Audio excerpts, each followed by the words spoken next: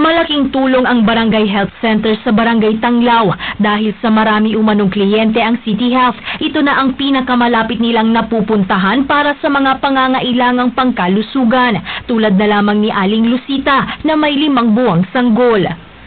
Siyempre, katulad sa amin na mahirap, malaking tulong sa amin na kaysa magpa-private kami yung vaccine po na itutulok sa niya na kasalaga sa private na 1.5 sa dito po sa center namin libre lang.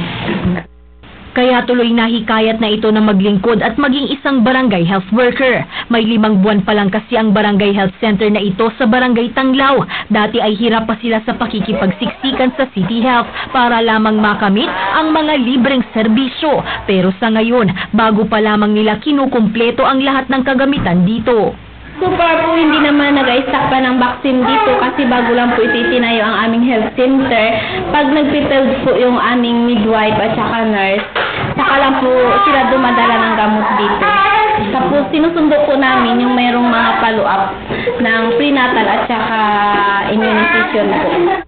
Ngayon ay magagamit na ng mga residente ang libreng serbisyo tulad ng prenatal check-up at pagpapabakuna sa mga sanggol. Hazel Salas, Patrol ng Pilipino.